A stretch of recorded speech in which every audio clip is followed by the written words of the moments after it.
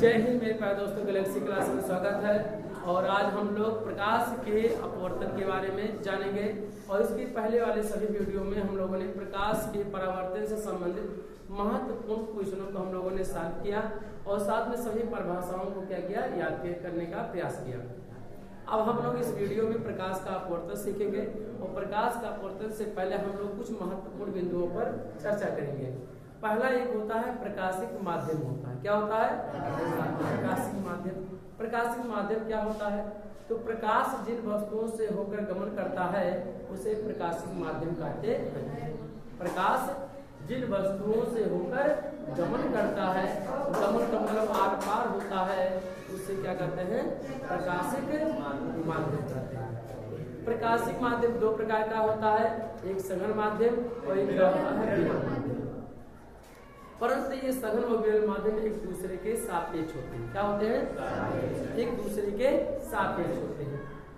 ये पहले सघन विरल माध्यम को हम लोगों को पढ़ना ही है, लेकिन व्यवहारिक भाषा में सीख लेंगे प्रकाशिक माध्यम क्या है। जैसे प्रकाश की किरण यहाँ आपके सामने दिख रही, लाइट आ रही है हमारे फेस पर, आ रही होगी, चमक रहा होगा कहीं, तो ये यानी सूर्य से आने वाली प्रकाश की किरणें हमारे इस पर क्या करिए, टकरा रही है।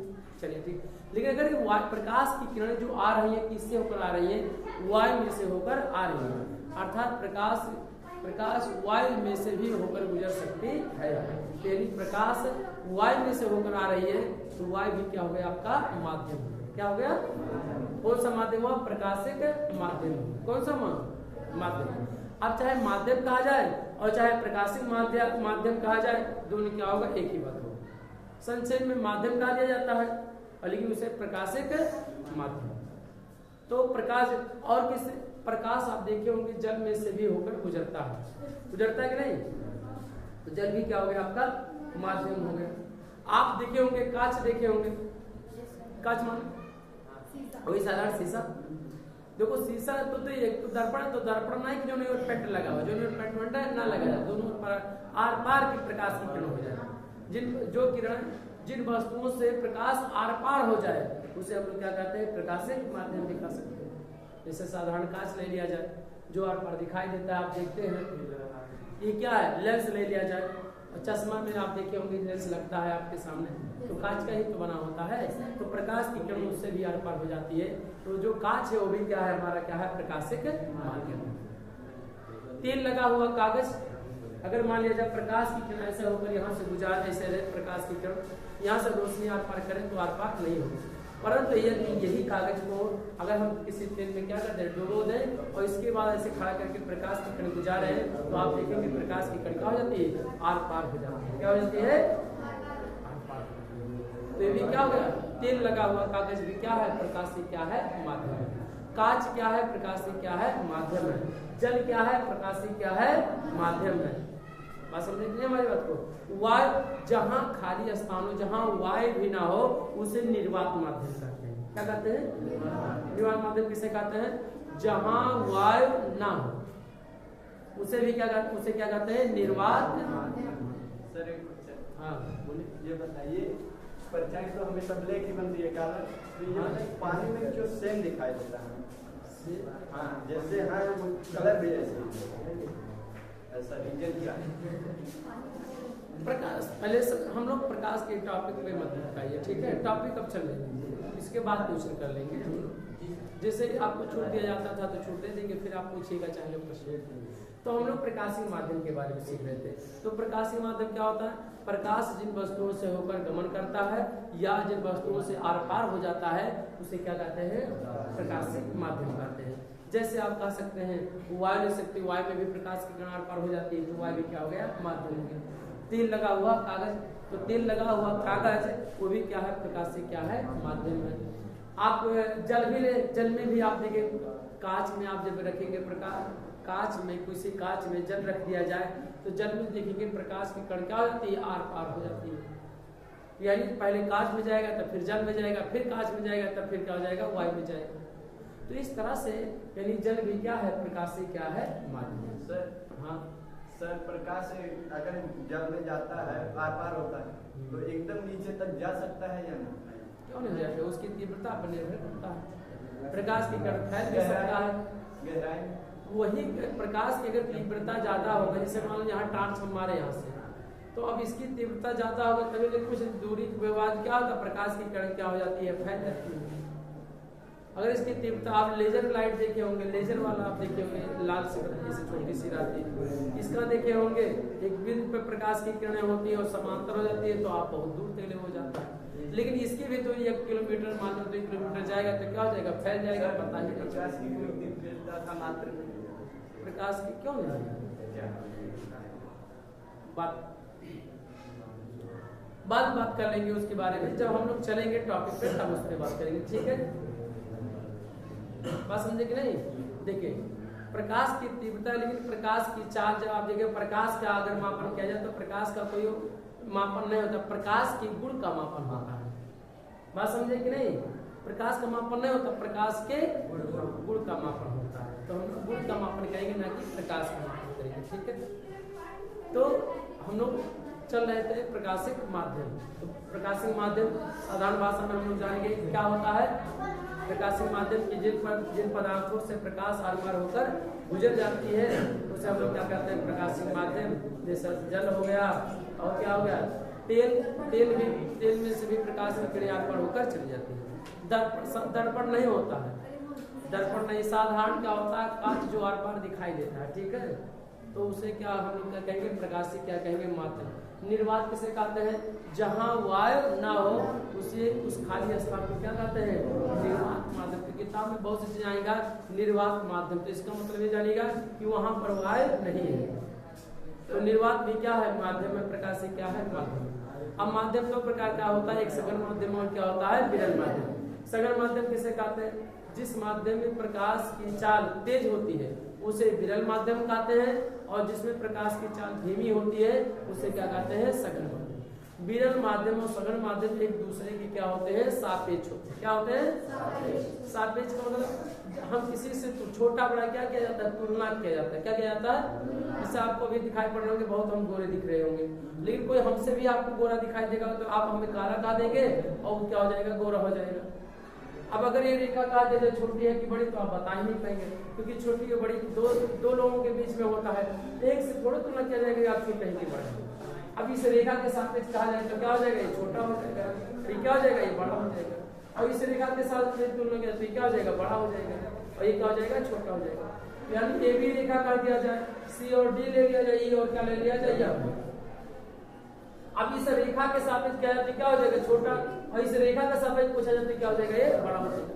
तो छोटा बड़ा लंबा मोटा क्या है, मोटे के पतले हम, किसी के सापेक्ष हम मोटे होंगे और किसी के सापेक्ष हम क्या है, इन्हें तुलना करने के लिए होना जरूरी है। इन्हें दो वस्तुओं को होना क्या है, जरूरी है।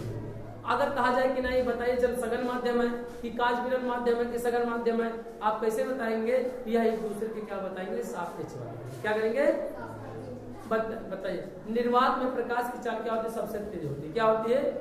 तो निर्वात को हम लोग क्या कहते हैं, विरल माध्यम कहते हैं। क्या कहते हैं, विरल माध्यम कहते हैं। कौन सी माध्यम कहेंगे, विरल माध्यम कहते हैं। और कांच में जब जाता है तो प्रकाश की चाल क्या हो जाती है, कम हो जाती है।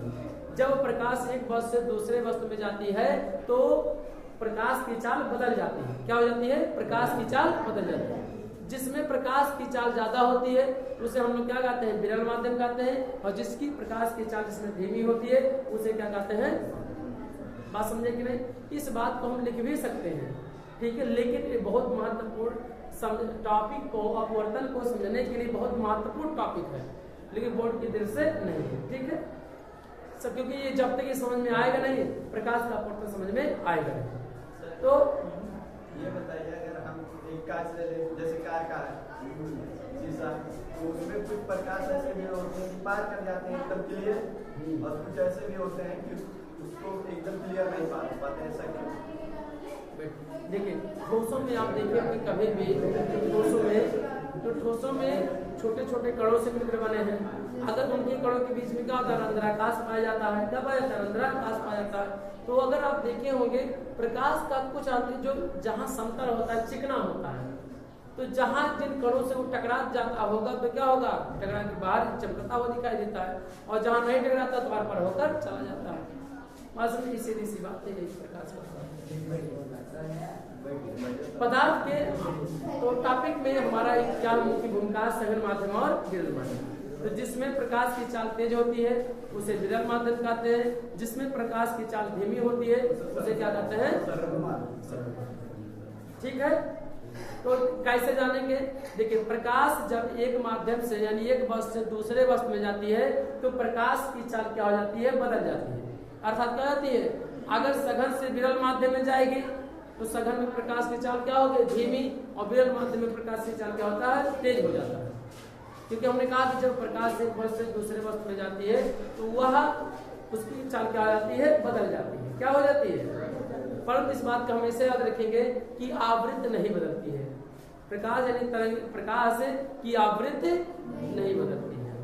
क्या बदलती है, प्रकाश की चाल बदल जाती है, आवृत्ति नहीं बदलती। हो सकता है एनसीईआरटी के चैप्टर में दिया है, इस बात को हमेशा महत्वपूर्ण समझिएगा कि जब प्रकाश एक माध्यम से यानी एक वस्तु से दूसरे वस्तु में जाती है तो प्रकाश की चाल तो बदल जाती है परंतु उसकी आवृत्ति नहीं बदलती। अर्थात इस बातों को संक्षेप में कहें तो भिन्न भिन्न माध्यमों में प्रकाश की चाल भिन्न भिन्न होती है। माध्यम में क्या होता है, प्रकाश जिन वस्तुओं से होकर गमन करेगा। अब किससे होगा, जल में जाएगा तो प्रकाश की चाल क्या हो जाएगा, कुछ बदल जाएगा। कांच में लेंगे प्रकाश की चाल क्या हो जाएगा, कुछ हो जाएगा, बदल जाएगा, अपने आप बदल जाएगा।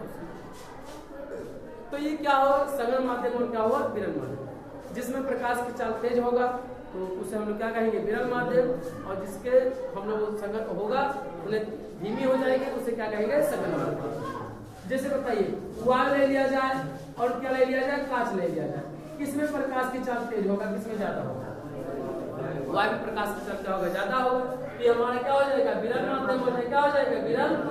और कांच क्या हो जाएगा, अभी पूछा जाए कि कांच क्या, कहेंगे वायु के सापेक्ष कांच क्या है, सघन माध्यम।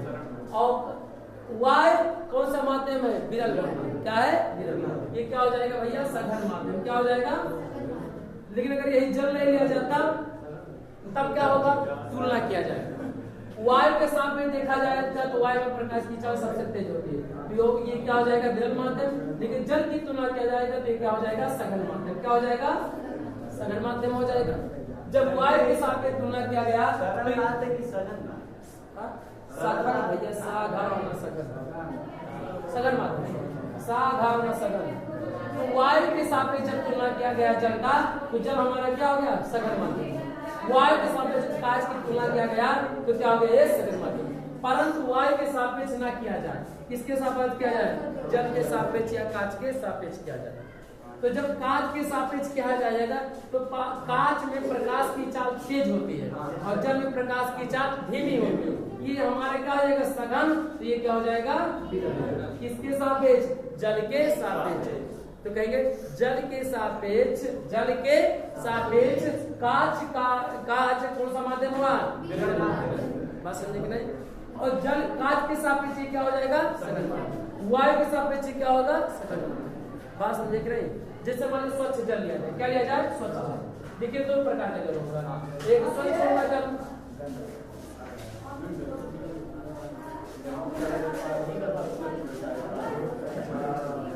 देखिए साफ पानी ले लिया जाए, ठीक है, साफ पानी लिया जाए और गंदा लिया जाए, क्या लिया जाए, गंदा पानी लिया जाए। तो पानी ले लिया जाए, आप देखेंगे इसमें प्रकाश, साफ पानी प्रकाश की चाल आर पार हो जाएगी, साफ दिखाई देता है। और गंदे जल में जब लिया जाता है पानी, प्रकाश जब भेजा जाता है तो साफ को दिखाई नहीं देता, न तो प्रकाश की किरण सामने आर पार होता है। तो इसका मतलब क्या हुआ कि इसमें प्रकाश की चाल क्या हो गया, धीमा हो गया, और इसमें प्रकाश की चाल क्या है, तेज है। तो अब इसके सापेक्ष दिया जाएगा तो क्या हो जाएगा, विरल माध्यम, क्या हो जाएगा, ये क्या हो जाएगा, सघन माध्यम हो जाएगा, क्या हो जाएगा। अच्छा बताइए, तेल ले लिया जाए, बताइए तेल ले लिया जाए, तेल और साफ पानी लिया जाए, बताइए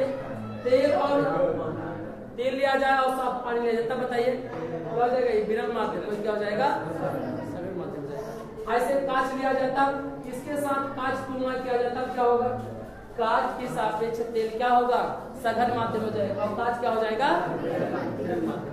माध्यम में समझ रहे ना, सापेक्ष, सघन माध्यम और विरल माध्यम होते हैं या एक दूसरे के क्या होते हैं, सापेक्ष होते हैं। और जिसके आप तुलना आपके सामने हम करवा चुके हैं। कांच को क्या कहेंगे? देखिए कांच को क्या कहेंगे? विरल माध्यम में कहेंगे, और कांच को क्या कहेंगे? सघन माध्यम कहेंगे। परंतु अब इस बात को हम लोग समझेंगे कि किसके सापेक्ष। अगर कांच को कहा जा रहा है विरल माध्यम, तो इसका मतलब इसकी तुलना किससे की जा रही है? जल से या तेल से किया जा रहा है। किससे क्या? जल से या तेल से। लेकिन अगर कहें सघन माध्यम में कांच है, तो इसका मतलब इसकी तुलना किससे किया गया? वायु से किया गया। किससे किया गया?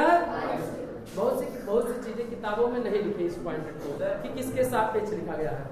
पानी में प्रकाश बनता है हम लोग का, जैसे यहाँ पर अभी प्रतिबिंब की बात न करें। जब हम प्रकाश के अपवर्तन द्वारा प्रतिबिंब की बात करेंगे तब केवल आप प्रकाश की चाल से मतलब रखिए, ठीक है? टॉपिक वो अलग है। जब प्रतिबिंब का निर्माण सिखाएंगे लेंस द्वारा या दर्पण द्वारा, कुछ भी दर्पण द्वारा सिखा जो तब हम बताएंगे इमेज के बारे में। आप केवल विरल माध्यम और सघन माध्यम छाटना सीखिए कि विरल माध्यम क्या है, सघन माध्यम क्या है। आप कांच क्या है, सघन माध्यम का, तो इसका मतलब क्या है? किसके सापेक्ष है सघन माध्यम? वायु के सापेक्ष है। अगर इसी को हम कहें विरल माध्यम, तो यानी कि जल के सापेक्ष क्या है? विरल माध्यम। आप कैसे पहचानेंगे? आप जिसमें देखिए प्रकाश जिससे ऊपर ज्यादा गमन करेगा तो ज्यादा चमकेगा है। प्रकाश जिन वस्तुओं से ऊपर ज्यादा गमन करता है तो वहां पर क्या होता है? ज्यादा चमकता है। तो आप जान जाएंगे कि प्रकाश की चाल उसमें तेज है। अगर मान लीजिए धुंधला रहेगा, कम होगा, तो जान जाएंगे कि प्रकाश की चाल क्या उसमें धीरे होगी। बात समझेंगे हमारी बात को। तो जब भी कोई भी चीज लिखा गया है, जो भी लिखा गया है, तो विरल माध्यम और सघन माध्यम कुछ नहीं दिया है और केवल कहा है अपवर्तन सघन माध्यम में विरल माध्यम, तो आप जानते रहिएगा कि वायु के सापेक्ष है। क्या क्या? वायु के सापेक्ष। अच्छा बताइए, आप बताइए निर्वात माध्यम किसे कहते हैं भैया? निर्वात माध्यम जिसमें जहां वायु भी ना हो। मान लिया जाए इसमें वायु है, क्या है? वायु, और इसमें वायु भी नहीं, प्रकाश की चाल किसमें तेज होगा बताइए? यही कारण, इसमें वायु नहीं है तो प्रकाश की किरण आर पर और जाएगी। अगर जाएगा तो क्या हो जाएगा? ये विरल माध्यम क्या हो जाएगा?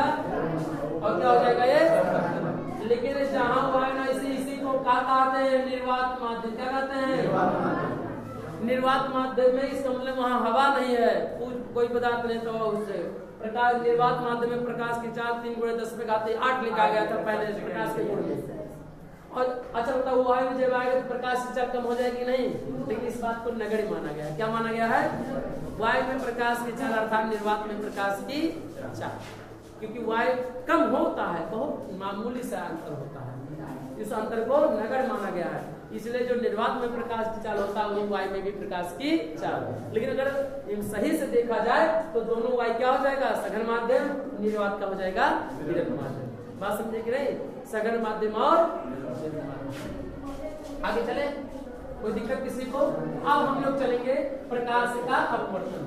क्या डालेंगे? प्रकाश का अपवर्तन। तो लिखिए, चलिए देखिए, जब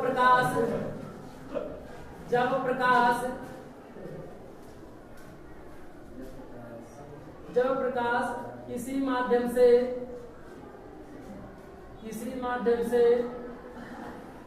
माध्यम माने क्या? वही प्रकाशिक माध्यम है हमारा। जब प्रकाश किसी माध्यम से दूसरे माध्यम में जाती है तो वह जब प्रकाश किसी माध्यम से दूसरे माध्यम में जाती है तो वह अपने मार्ग से विचलित हो जाती है। तो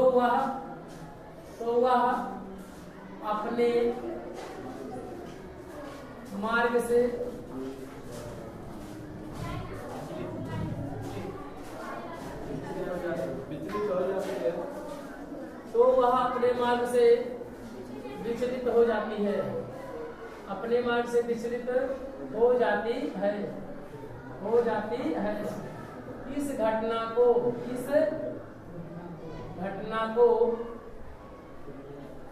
प्रकाश का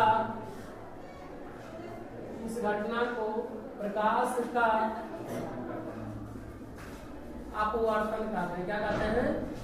अपवर्तन कहते हैं।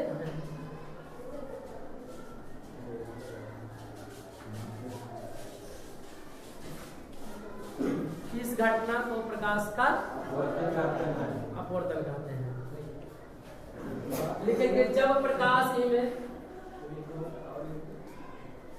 जब प्रकाश सघन माध्यम से विरल माध्यम में, जब प्रकाश सघन माध्यम से विरल माध्यम में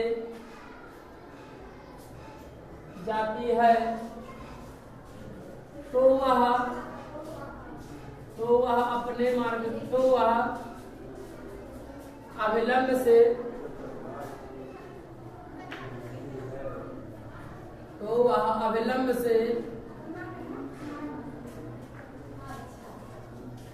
दूर हट जाती है,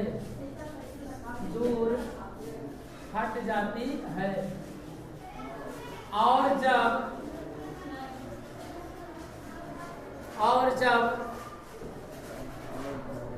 अविलंब से दूर हट जाती है और जब प्रकाश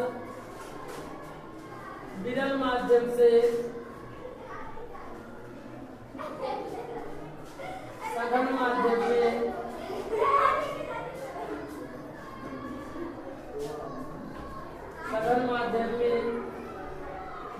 है तो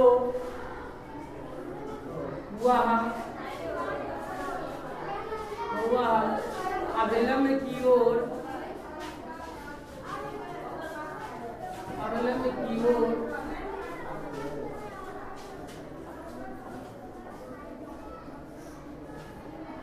झुक जाती है, अविलंब की ओर झुक जाती है।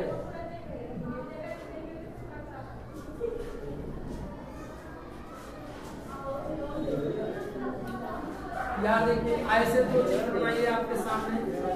ये क्या है? कांच है। क्या है? एक कांच है जो प्रकाश की आर पार होकर चली जा रही है।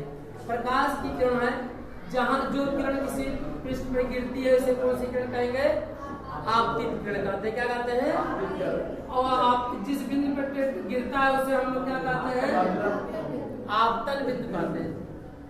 जिस बिंदु पर गिरता है उसे आपतन बिंदु। अब ये क्या है? मान लिया जाए प्रकाश क्या है? ये क्या है? सघन माध्यम। क्या है? नीचे क्या है आपका? विरल माध्यम। क्या है? विरल माध्यम।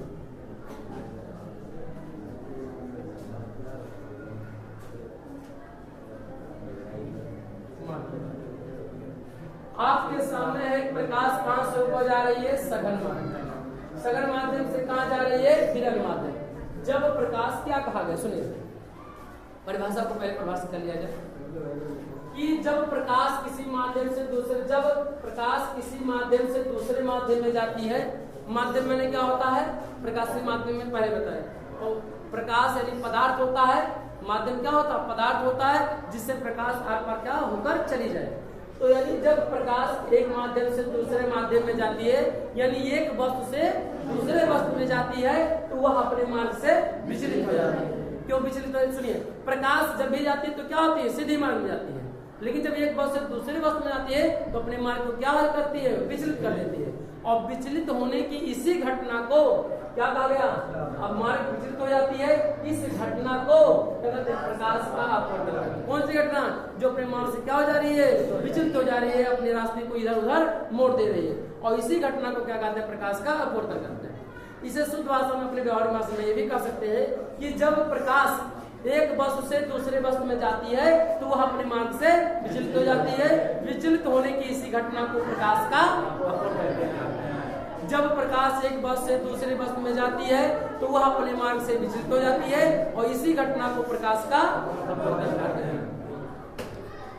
जब प्रकाश यानी एक वस्तु दूसरे जल से कांच में जाएगा, कांच से जल में जाएगा, वायु से कांच में जाएगा, प्रकाश कर जाएगा तो अपने मार्ग से क्या हो जाएगा? विचलित हो जाएगा।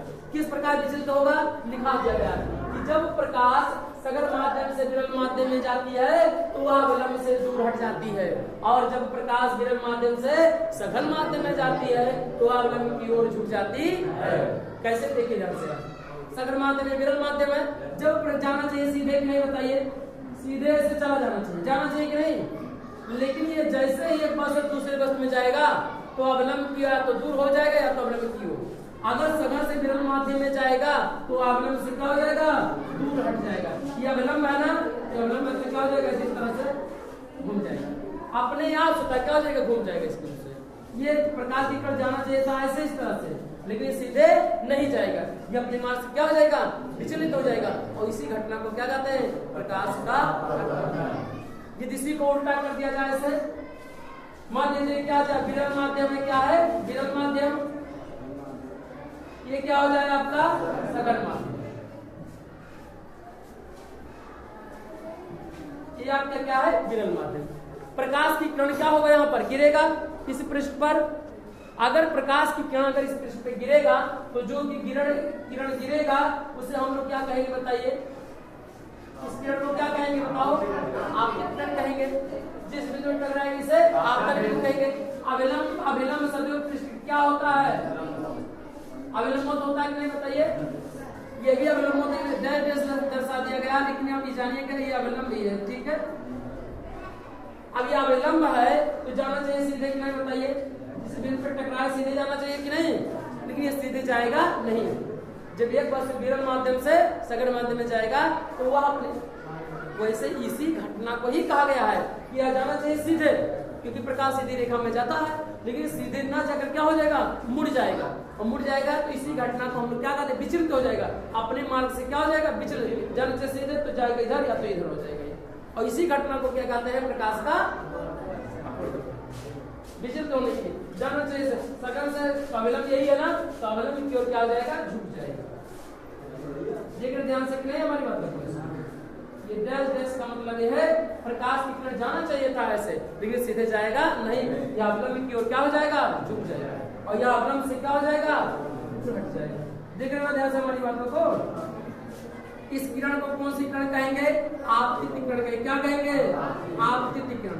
इसके बारे में हमने परावर्तन जब पढ़ा रहे थे बता चुके थे, जो किरण गिरती है पृष्ठ पर उसे क्या कहेंगे, आपतित किरण कहेंगे, और जो किरण यहाँ से निकलती है इसे क्या कहेंगे, अपवर्तित किरण, क्या कहेंगे, अपवर्तित किरण, क्या कहेंगे, अपवर्तित किरण, और इसे क्या कहेंगे बताइए, अभिलंब कहेंगे, क्या कहेंगे, अभिलंब कहेंगे, क्या कहेंगे, अभिलंब कहेंगे, और इसके जो बीच का कोण होगा इसे आपतन कोण कहेंगे, क्या कहेंगे, आपतन कोण, और आपतन कोण किससे बढ़ करते हैं, आई से। यहाँ आइए पॉइंटेड में, ये कौन सी किरण है भैया, आपतित किरण, कौन सी किरण है, आपतित किरण है, कौन सी, आपतित किरण, ये कौन सा होता है, ये अच्छा, इसे नाम देना चाहे तो ये, और क्या हो जाएगा, बी, और क्या हो जाएगा, सी, इसे भी ये क्या हो जाएगा, ये क्या हो जाएगा, बी, और क्या हो जाएगा, सी, और इसे हम यन से पढ़ क्या करते हैं, यन, और यहाँ पे क्या करते हैं, यन डैश, यहाँ पे भी क्या करते हैं, यन, और यहाँ पे नीचे क्या करते हैं, यन डैश। ये यन से नॉर्मल में क्या होता है, अविलंब होता है।